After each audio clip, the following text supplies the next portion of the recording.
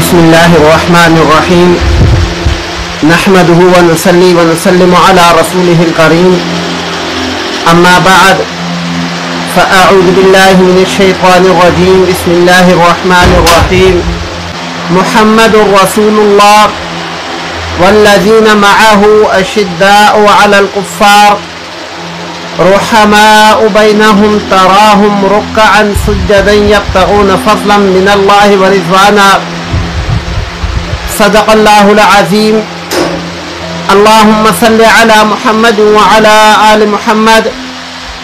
كما صليت على إبراهيم وعلى آل إبراهيم إنك حميد مجيد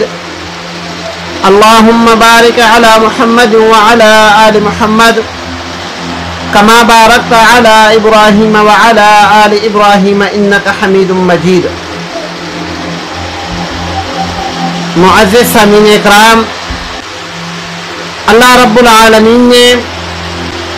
پوری کائنات کے اندر سب سے زیادہ اپنے قریب اور اپنا محبوب جس کو چنا ہے وہ پاک پیغمبر صلی اللہ علیہ وآلہ وسلم کی ذات اقدس ہے. اور پھر اللہ رب العالمین نے پاک پیغمبر صلی اللہ علیہ وآلہ وسلم کی ذات اقدس کے لیے جن ساتھیوں کا انتخاب کیا وہ صحابہ کرام رضوان اللہ تعالی علیہم اجمعین ہیں. اللہ نے پوری کائنات کے اندر اپنے نبی کو بھی منتخب کیا، چنا، اور پھر اپنے نبی کے لیے صحابہ کرام رضوان اللہ تعالی علیہم اجمعین کو بھی خود منتخب فرمایا. تو تمام کے تمام صحابہ کرام رضوان اللہ تعالی علیہم اللہ رب العالمین کی طرف سے منتخب کردہ پاک پیغمبر صلی اللہ علیہ وآلہ وسلم کی جماعت ہے. اللہ رب العالمین نے صحابہ کرام رضوان اللہ تعالی علیہم کو مختلف مواقع پر تاجدار مدینہ صلی اللہ علیہ وآلہ وسلم کی زبان اقدس سے مختلف فضائل اور مختلف خوشخبریاں بھی سنائی ہیں. آج جس صحابی رسول کا تذکرہ ہے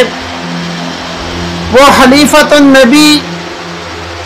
اور آپ صلی اللہ علیہ وآلہ وسلم کے صحابی سیدنا عمر فاروق رضی اللہ تعالی عنہ ہیں. حضرت عمر فاروق رضی اللہ تعالی عنہ مسلمانوں کے دوسرے خلیفہ ہیں اور آپ وہ پہلی ہستی ہیں جن کے لیے امیر المؤمنین کا لفظ استعمال ہوا، ورنہ آپ سے پہلے سیدنا ابوبکر صدیق رضی اللہ تعالی عنہ کے لیے مسلمانوں کی زبان پر خلیفۃ النبی کا لفظ استعمال کے لیے آتا تھا. لیکن جب حضرت عمر فاروق رضی اللہ تعالی عنہ خلیفہ بنے، مسلمانوں کی زبانوں پر پہلی شخصیت جن کے لیے امیر المؤمنین کا لفظ استعمال ہوا وہ سیدنا عمر فاروق رضی اللہ تعالی عنہ ہے. حضرت عمر فاروق رضی اللہ تعالی عنہ آپ کا تعلق قبیلہ عدی سے تھا اور آپ فطرتاً بہادر اور دلیر تھے. اللہ رب العالمین نے ان کے قبیلے کو یہ شان عطا فرمائی تھی کہ ان کا قبیلہ بہادری، جرأت اور غیرت کے لیے مشہور تھا.